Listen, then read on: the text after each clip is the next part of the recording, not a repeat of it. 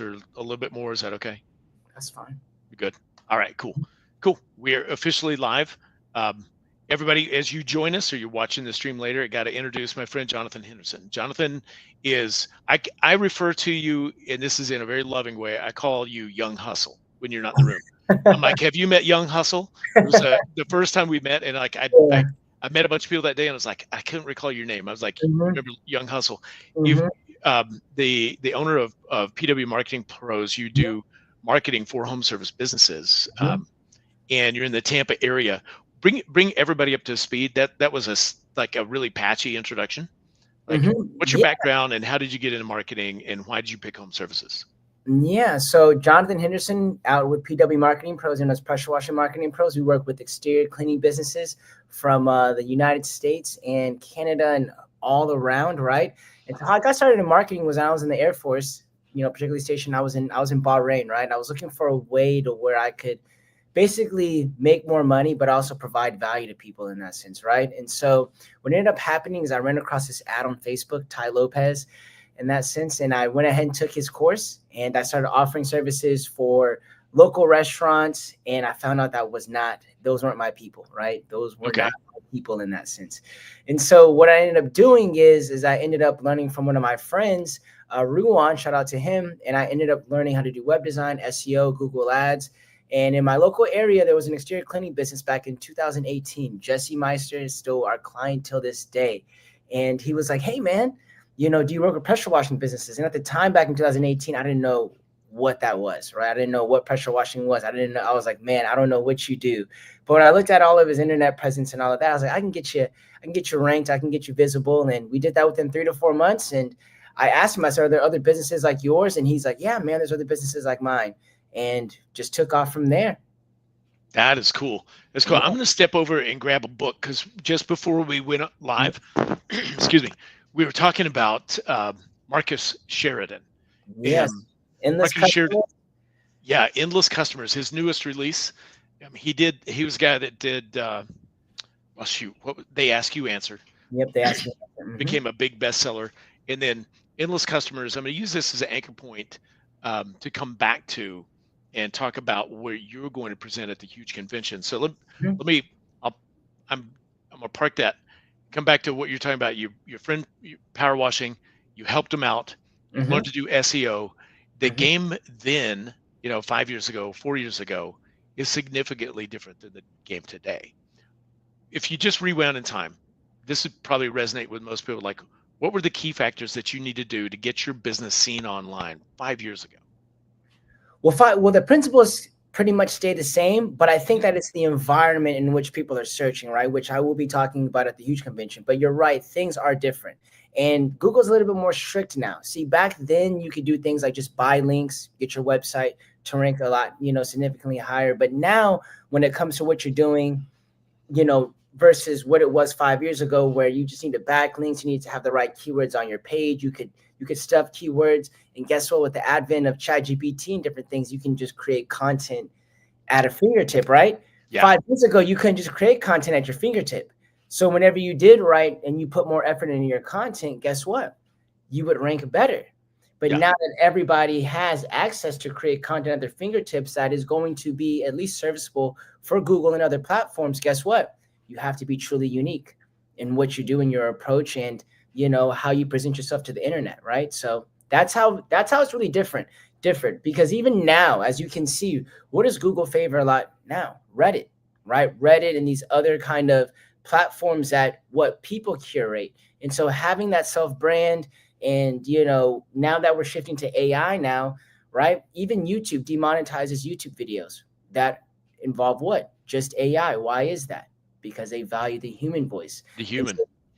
Bingo. Yeah. And so now the biggest difference that we're seeing from 5 years ago to now is that you actually have to really have a brand. You can't be a company that has the best SEO and you only have 20 reviews or you've only been in business for 1 year. You can't, that just cannot happen anymore. You have to have a real brand, and not only a company brand, but a personal brand as well. Yeah. Well, that's really interesting. It feels like, and I don't have a way to define this really clearly. Maybe you can help me out, but the shifts in between things that are happening with AI and the way Google and others value the type of content, it almost feels like the rewards are going to the people that are actually playing the long game and doing it right. There's no flash in the plan. There's no easy fix. Like get me to rank number 1 or in the 3-pack in 6 weeks. It's like, no, you got to put in the reps. It's like Bingo. you want to be a real business. You have to have a yeah. real business, basically, right? A lot of people would just say, "Oh man, I'm trying to rank," and it's like, dude, you're in Atlanta. You've been in business for a year and a half, right? You got 20 reviews, and you're trying to go ahead and say you need SEO. No, you don't. You know, and you need to run a real business, because I always tell people, if Amazon went out of business or if Amazon's website went down for 2 months, do you think that when that website got back up that they would need to do SEO again? No. No. It's already there. People would be looking them up. People would say, hey, Amazon, Amazon, Amazon, Amazon. And guess what? Google and other systems would know that, and they would prioritize them based off what the user wants. So I see that a lot. So with the the big shift in Google search is the AI summary in the top. AI overviews. And I found like AI overviews, 1 out of 20 searches, I'll click a link. Most of the time, I just get the information I need in the overview, and I go, "Oh, okay, that's cool," because I was just trying to find out something. Yeah, I feel like home services are slightly immune to that, because usually, people go, window cleaning near me or whatever it is, and it relies heavily on the map pack. So it's not so much you're obliterated because it was information they're seeking. They're seeking a service. What's the key areas of focus now? You want people to show. You bring up an interesting point, Sid, because I think that as Marcus shares in his book, in Endless Customers, I think we're heading to a 0-click environment. So you do talk about, like, I don't think home service businesses are as immune as they think they are to the AI overviews. And why do I say that?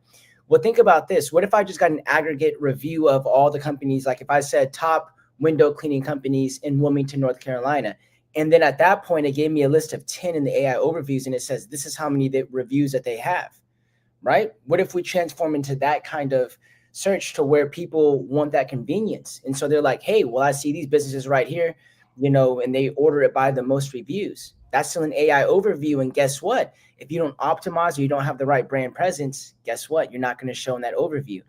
Yeah. People might not scroll, those people might not scroll all the way down, because it's like I always tell people, because I was looking at this today, Sid, I was typing in something where I was like, hey, it was on Google too. It was like 1,200 plus 1,200 plus 1,300. And usually you can put that on Google, but it was like, this is a Pythagorean theorem kind of thing. And I was like, what is it talking about? But I went to ChatGPT and did it, and it gave me an instant answer, right? It's an answer. Ooh. Bingo, right? And so that is one thing that I kind of look at. So you're right, Sid, to say that, are they as immune to it as like an informational business, to where it's like you used to be able to make these fake websites and make these blogs that used to get traffic? Those businesses and all of that are going to be done with the AI overviews, right? Yeah. But you're right. Home services, they're not going to suffer as much from the AI overview, but you want to make sure that you structure your business so that they show right there, So how can you go ahead and make sure that you're optimized for it in that sense? Well, guess what? You want to make sure that you are posting consistently on your social media. If you go to those AI overviews, it's going to say as referenced in their Facebook, and if you click on the link right there, because you set the links, it'll reference something, right? Yeah. Also, make sure that like these business directories, I know people always hear about citations, but guess what? In order for AI to go ahead and understand this language, they'll use best of list. They'll use a Better Business Bureau, right? Because those are user generated. And so they really like user generated platforms like Reddit. So even Reddit, I was talking with a client today, and they went ahead and recommended his business because a Reddit user had said something like, oh, he's family oriented. He's always on time. He's punctual. And they favored him in that sense. And so what you have to do is you have to make sure that you have as many context points as possible so that you can show up in those AI overviews. And so that means that the more, like if you have Reddit profiles, if you have, you're posting on Facebook, you're posting on Instagram, you have YouTube videos, you have all of these directories and listings, and you're on best of list, you're on Better Business Bureau, right?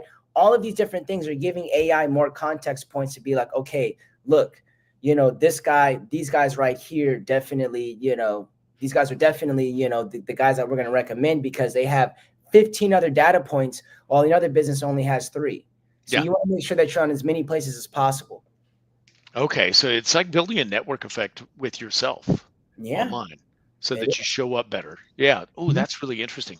So the people that you work with a lot, most of your clients, they're the business owners that are trying to advance. They're the ones that are engaged. They're like, I'm going to hire somebody to help me get this done because I want to do Mhm. it right. Mhm. Do you have a sense of within the industry is like uh, how much, what's the percentage of companies that actually are trying to do it right? They're willing to pay somebody to help. They're trying to advance versus, guys that they're not thinking about any of this. They're going, I hope I show up on Google. I'm just going to knock on more doors. I would say that I'd say there's the industry with the guys that you said. I'll just knock on doors and I'll do what I need to do with that. I'd say the industry is probably about 70 to 80% of the industry is just like that. I only say like a fourth of the industry is really about progressing and getting ahead of this. A lot of guys, I think it's just built by comfort, right? Or it's just comfort, And so, of course, there's things in my business that I don't necessarily understand, right? And so that doesn't mean that I don't need to do it. You know what I mean? And Yeah. I still need to execute that. That's still something that I need to do. But I just feel like in the industry that I'm in with exterior cleaning, I feel like 70 to 80% of guys are in what you talk about, where it's like, I don't understand it. I'm not going to try to advance as much. Or the other side of the coin when it comes to those 70, 80% of guys is I'm not trying to understand it. I don't have a real business. I don't even know how to get jobs because I don't know how to door knock. I don't know how to effectively put out yards. I don't know how to do any of this. I don't even know how to effectively sell. But I want you, Jonathan, to save my company, right? Or I want you guys to save my company, right? Yeah. So it's like, hey, I want you to save my company. And so you'll have 70 to 80% of the industry where either they want you to save their company, or number two, they're just like, I don't need marketing in that sense. I'll go ahead and, there's this big thing about organic marketing, which I agree with. I agree with people organically building their brand, and I think that they should, right? But not at the cost or the expense of not doing the other things that you need to do as well, right? So I always tell guys that. Yeah. Yeah. So what would you like? There are quite a few, whether you call them social media influencers or not. They're like these young guys that got into business and they put out a lot of video content, whether it's on TikTok or Instagram, whatever. And some of them do it to get business, some of them do it to get notoriety. But Mm-hmm. if somebody's following like a high volume content sort of strategy for whatever reason, would that show up, like would that help their network effect with, it's not citations, but is it more context points Mm-hmm. and ways for them to show better? I mean, could somebody new like that end up showing up above somebody that's been around for a long time simply because they're showing on the right platforms a lot? I love that question because I was actually doing this research with my team today because we were actually talking about, I was like, man, in the exterior cleaning industry, it seems like in the home service realm, at least, and you probably know it too, Sid, it's like they have the most influencers, right? Every time you go onto YouTube and, Is you another guy. yeah, like pressure, like for like landscaping probably comes in a good second, but I look Uh-huh. at pressure washing as like in the home service industry, it has the most YouTube influencers, Yeah. right? Like the most YouTube influencers in that sense. And so you're right, it does those things because the personal brand is even thank you, Clay. I appreciate that. Yeah. The Clay's personal on point, man. yeah, so the personal brand is even more important because think about it. When you think of Tesla, who do you think of? Yeah. You're Musk. That's it. Elon Musk, right? Yeah. When you think of garage doors, who do you think of? It's Tommy Mello. Bingo. And so now Yeah. we're headed into a realm where your personal brand matters even more. Like even if I asked, who owns pressure washing marketing pros, and you go to the AI overview, it's going to show my name. Or you say Yeah. who owns this business, it's going to show that name, right? And so the more we have to build more of a personal brand because guess what? People are going to trust people, as we can see right now when you go to YouTube, when you go to Reddit, when you go to these different platforms, people trust people, right? So Yeah. as we get in this AI age, AI is actually going to favor the individual that people kind of hold in a high esteem. That's why you see all these influencers and all these other people doing what? Tripling down on their personal brand. Yeah. Because that's the only thing that's going to differentiate you. In the world of AI, I'm not saying it's fake. I love it. I love that we're advancing, but in the world of AI, like I said, people are still going to what? They're still going to want community. As you guys are building out there at the huge convention, you guys are building community, you guys are building masterminds, and that's what people are going to gravitate towards too, as time goes on. And so that's why I said, how am I going to be able to distinguish two companies if they're both optimizing for AI? Guess what will be that single distinguisher? Well, this guy, you know what I mean? He has a personal brand and he does all of this. I'm going to choose it over this guy or this company, which we don't really know their owner. He's a little bit more obscure. So when it boils down to it, they're going to choose, if two companies are the same, 500 reviews, all of that, what's going to be the distinguishing thing? It's going to be that personal brand who owns that company, right? Yeah. So that goes back to, I mean, this is a principle as old as dirt, but it's true that people do business with people they know, like, and trust. Bingo. And the personal brand is where they decide if they like and trust you or not. Mm-hmm. And it's crazy. I know you see it all the time, but like, you can do in a local market, you can put your own face on video, Facebook Live, like a dozen times, and then you'll bump into somebody at the gas station, like, oh, you're that guy. Hey, what's up? Yeah. People feel like they know you, and you're like, I have no idea who you are, but they know you, or they feel like they know you, and that's a distinct advantage. That is, and that's why I tell guys when they advertise, like the new way, even with Facebook's new algorithm, because all of these platforms are adjusting now. And so even when it comes to Facebook, what did Mark Zuckerberg said? He said, in a year or two, I'm going to make it so easy to go ahead and market, to advertise on our platform. You just tell us how much you want to go ahead and spend, what I mean? And we'll find your customers, because they're going to automate a lot of that process, which I already see those changes. And so the biggest thing is going to be about the creative. And like you said, like when you first, and there's things I catch myself, like I look at a shirt on Facebook, right? And I'm like, I really like that shirt. Or I come across a person who I resonate with what they're saying. Am I going to buy something from that person immediately? No, I'm not going to. But the more repetitions that I put in terms of getting that person's eyeballs on my content, guess what? When I drop the hammer and I have like an offer or whatever it may be, guess what? That person's going to be like, I see Jonathan's face, or I see Sid's face, or whoever it may be, Clay, right? Because I know Clay started posting on Instagram a lot, and some of his stuff has gone viral, like 200, 300,000 plus views, right? Go Clay. So when people keep seeing that, guess what? When they're ready to buy, who's that first person they're going to think of? You. So I try to tell our clients, like, stop advertising in a way where you're just doing direct response every time, where it's like, get $50 off this, house washing, whatever you're doing, right? Because those people don't know you. And now we're in an age where people have even more information. And so now that people have more information, guess what? They can be a little bit more skeptical. So you have to build up that trust. And that's where the personal brand stuff comes in. And that's where the context points come in. And that's where you have to, people are going to go on your YouTube. People are going to go on your Facebook. They're going to judge you by all of the stuff that you have. Yeah. So they're going to look for a reason not to hire you. So don't give them one. You know what I mean? That's true. That's really true. They're trying to find the chink in your armor. So they're like, about this guy. So if you post it on YouTube, my bad, Sid, go on, because you'll get me here all day, man. Please go. No, so I was going to say, like, if you have your YouTube optimized, your website optimized, but they see that you haven't posted on Facebook since 2022, guess what? They're like, I don't know if I'm going to hire this company or not, right? Even though you had 500 Google reviews. But if they see that you're consistently, posting and you're in business and all of that, so I tell, don't give them a reason not to hire you. Yeah, man, that's fascinating. Okay. Mm-hmm. Yep. It's like weaving a web. The more strands the spider puts on it, the stronger it is. Mm-hmm. The more it's going to catch, the better. I don't know. I love this stuff. All right. So when you take in a new client in our new and emerging world, like where do you start with them, and what are the key components that you help them lock in, or maybe they need to define for themselves before you can actually do good work for them? Where do you start? Great question, Sid. So the first thing I want to knock down is I want to go ahead and see what are the main services that they're offering. Also, I want to look at the demographics of their area.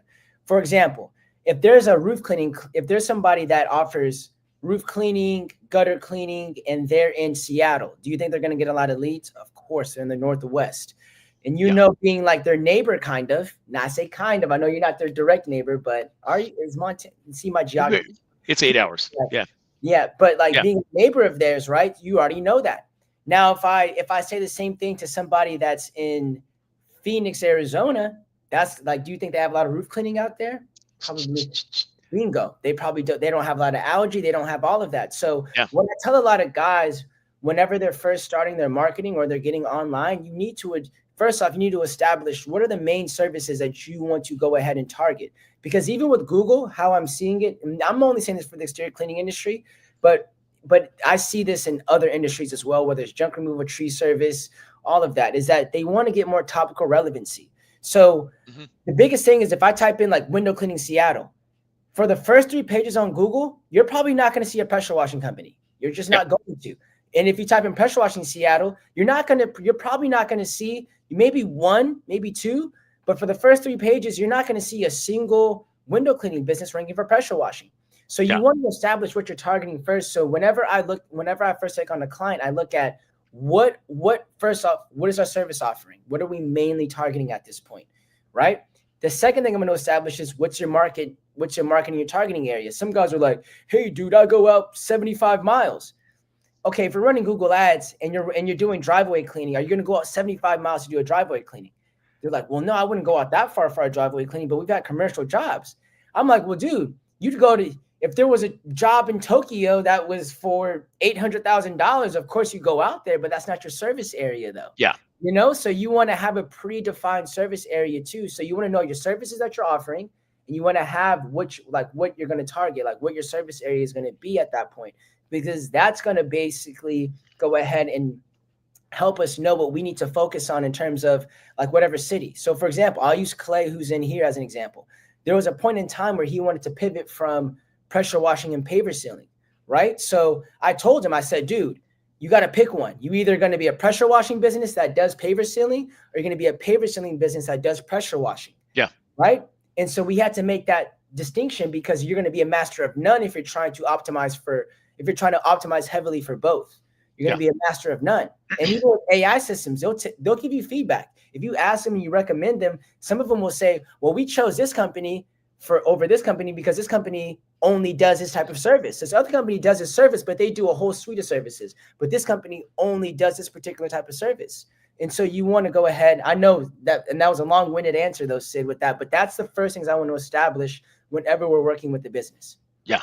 Yeah, that is, and it's so critical. And I mean, this is a dumb example. It's not a real example either, but people pick a market that doesn't have a need for what you want to do in the area. Be like, I want to do, moss removal from roofs in Phoenix, Arizona. Well, it's not happening.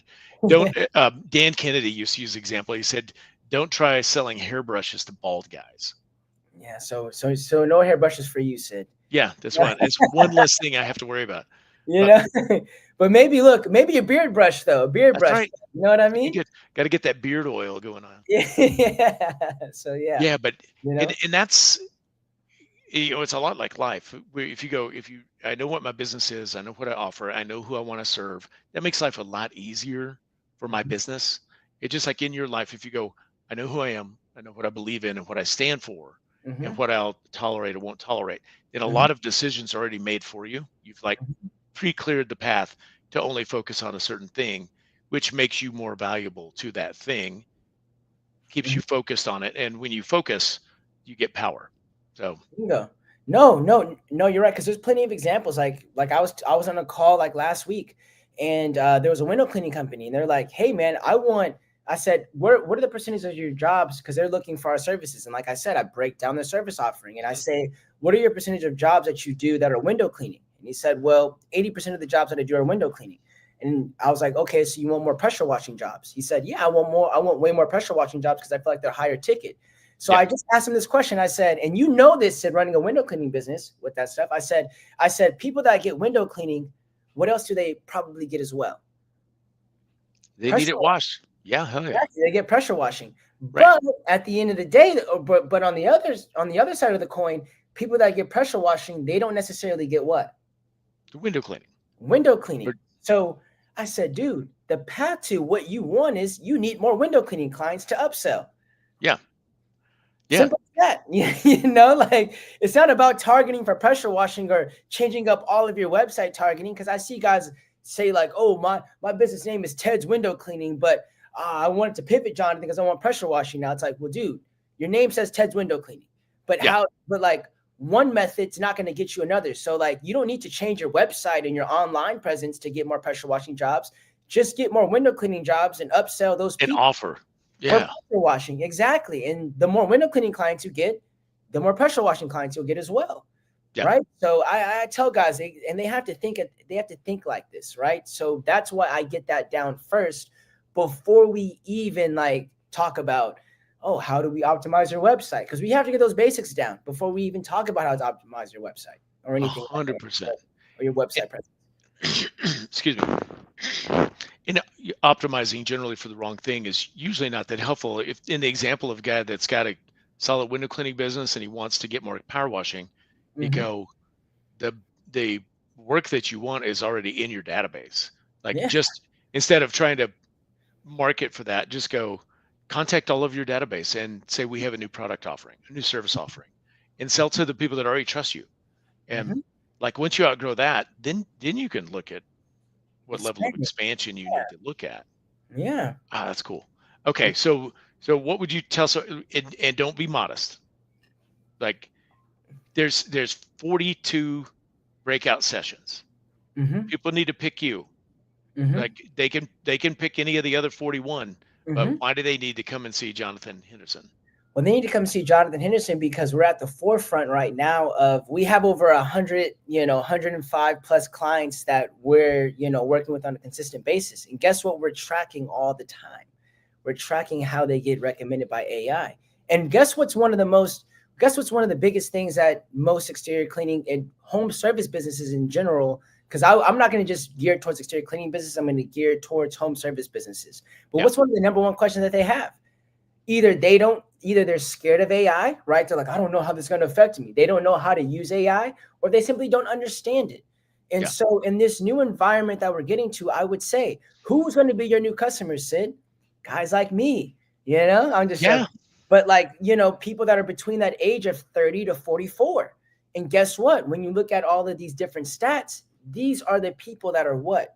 These are the people that are constantly utilizing AI every single day. So it's just like the phone books, right, Sid? Yeah. The phone books, people are accustomed to that. Then what ended up happening? You just had a digitized version of the phone book. Yeah. You know what I mean? My bad. I'm sorry about that. No, no, I lived those days. I know. Yeah. You have the digitized version, which is just the internet. You know what I mean? And now we're heading into another realm, another aspect of that, which is AI. So it's the same search principles, right? You go to the phone book. Who's the top plumbers right here that got the biggest ad space? You go to the internet, you see the top guys at Google and all these other search engines rank. Now you have AI. It's a different environment, but the same thing. And so right now we're at that period of like 2000, which, like in 2000 when the internet first came out. Yeah. We're in that age right now with AI. So if you get on top of this right now, then guess what? You will be set for the future. And so you'll be able to it's like a NASCAR race. You'll be able to get 300, 400 laps ahead of your competitor, right? If you take advantage of that now. So that's why I'd say people could come, to see what I'm speaking about so that they can get ahead of this. Instead of being reactive, they can be proactive. Yeah, that is so excellent. I'll illustrate that with experience on my end. Is that, when the world went from Yellow Pages to the internet, we'd built a company already. And I had a lot of customers that they just want to call. They want to talk to a person. That's the only way they want to do it. And we started optimizing for people that like to shop on Amazon. Like I just want to go online and I want to pick and I want to click and I want to be done. And so we set up, online bidding systems where somebody can discover us, get an estimate, and book on our calendar without ever talking to a person. And I got a lot of feedback from my existing clients, like, I hate this. I don't want anything to do with it. And I'm like, that's cool. You call the office. But I'm optimizing for what's coming, not for what's already here. Like Wayne Gretzky, it's like, go where the puck's going to be, not where it is. Because you aim it for where it is, it's going to be gone by the time you get there. So I love what you're doing in teaching people to aim where the future's headed so you can be positioned, because the AI revolution, just like the internet did, it's going to put the laggards out of business in a lot of ways. It is going to put the laggards out of business. And it's one of those things that I look at. It's just like an endless customers, right? With Marcus Jordan, which I'm going to be front and center too, at that, when he speaks as well. But we talk we talk about that, because if you don't optimize for what your future customers are going to be utilizing, because your future customers are doing what? They're utilizing this right now. They're getting familiarized with it, right? So in 5 to 10 years from now, guess what? Not even 5 to 10 years, but we have data right now. Like one of our clients, he was found on Grok, like literally, like 2 days ago. Literally, we track all of our clients' leads. Like a lot of our clients, especially starting in like February of this year, we just started seeing an uptick where like a lot of our clients are showing up from like ChatGPT. But I'm starting to see things like Grok, you know what I mean? Which Perplexity, I haven't really seen any of our clients on Perplexity, but like Microsoft Copilot, we've seen some of our clients show up on that. We've seen Grok, we've seen these different kind of systems, and I'm like, all right, then we need to get ahead of this, because our clients are going to look at us and say, hey, Jonathon, right? So even us doing marketing, they'll be like, hey, Jonathon, are you at the forefront of this? Are you looking at this right now, right? Because there's somebody else that's going to be doing that. And so, I want to be at the forefront of this, not only for our company, right, but also for our clients as well. Yeah, for sure. I think it'd be so much fun at the Huge. I might do this. I don't know how I could play it because I run the main stage. But I like just a informal survey, show of hands that go, like, everybody's heard of ChatGPT. We know that. But how many people have heard of Perplexity or Llama or Grok or any of the other Claude, right? Claude. You know? Gemini. Most people don't know Gemini is part of Google. And like, and so who's to say, you know, what's funny is that like whenever you get like a new iPad, right? You get like a new not iPad. What's the thing that Google has, like the Google Notebook, I think, right? Yeah. Okay. You know what's funny? I'm not saying Google Ads or SEO is gonna I just think that I don't think that's gonna be a thing of the past. I just think that it's gonna be in a different form. But when you look at it, what is the default? Because you know you have a default search engine, right? When you go on when you go on an Apple product, right? It's Safari. You know what I mean? But when you go on these new like notebooks and these different devices, guess what the new default thing is? Gemini. Is it? It's not even Google. Okay. It's not even Google. Google. Chrome. Like Google owns like these these notebooks and all of that. But guess what? These new notebooks and the default browser isn't even Google. It's Gemini. Like the first thing that you do when you go on there, they're like, hey, here's Gemini. And so we know that we're getting into the future of that. That's why you had to prepare for that. It's not going to just be Google that you need to optimize for. You need to optimize for your entire web presence. I'm actually happy because Google's had a monopoly for too long. You know what I mean? Yeah.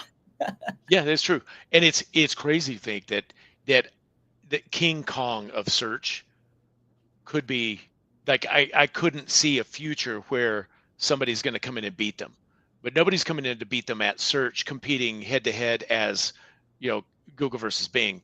It had to be something different. And I don't know how many people saw AI, but I'm AI coming, but dude. Yeah, I still think that Google is the leader of it. But what I think that they're doing right now is I think that they're just sitting back and they're kind of seeing like, how is this going to be regulated? You know, what are these? And I think that they're not going to drop the hammer right now, because guess what? Who has the most information right now?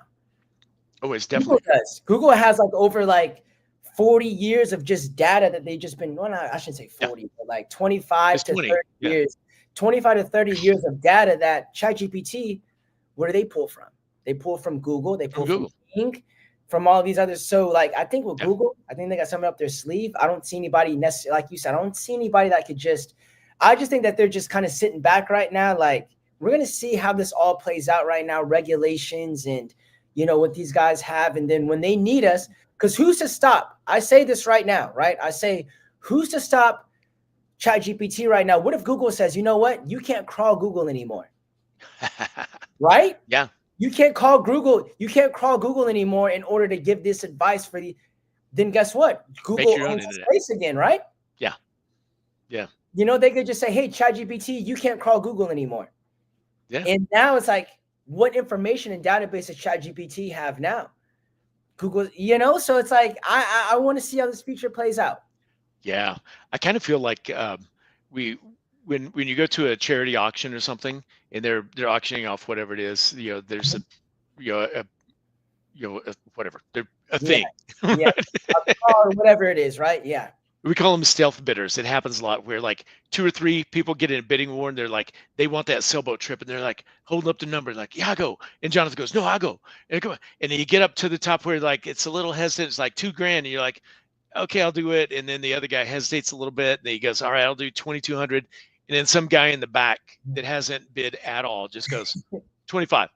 Yeah. And they win after the price went out. And so you've got Chat GPT and Grok and all these guys making news, headline. Mm-hmm. And I feel like it's very plausible or possible that you let all the attention go where it's going, and then Google just goes, nah, we're taking it. That's what Bring I'm it right saying. here. That's what I'm saying, because they have the most data.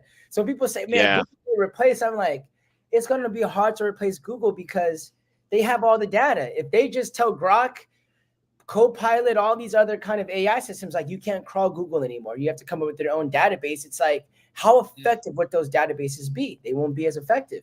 And so Google I just feel like they're just sitting back like, we're going to let you guys do what you do right now. We'll see how things go out. And then we're going to monopolize the field at that point, because it's like, we have all the data anyway. And so I just, we'll just sit back and see what they do. Right. Right on. Well, I'm glad you're not sitting back watching to see what happens, but you're helping lead the way to help people in an industry stay ahead of the curve, or like way ahead of the curve, so you can be prepared when things start rolling that direction. Because I think Will Smith had one of my favorite lines. He said, "If you stay ready, you don't have to get ready." You're ready. Exactly. So, man, I'm excited that you're going to be speaking at the Huge this year. Mm-hmm. And I'm really glad I got to meet you and you're part of the mastermind, because like it just adds a big component. But I'm glad to have met you, and thanks for spending your time hanging out and chatting with me tonight. Yeah, and thank you for inviting me chatting tonight. I can chat for days, but I really appreciate it. I can't wait to see you, man, in about 3 weeks. Exactly. 3 weeks. Great. 3 from today. Yeah. All right. From today. So, any of your friends or clients that haven't decided to come to the Huge convention, tell them this is where you need to be. You need to be in that room. So you can make the connections, go see the gear, learn from the people that they're pros, and jump on it. So and I would echo Clay on top of it. So, well done, man. Yep. So well, cool. Like I said, thank you so much for having me, Sid. I appreciate it. Right on. Well, I'll see you in a couple of weeks. Thanks, Jonathan. Yep. Thank you. All right. Have a great night. Yep. You too. Bye-bye.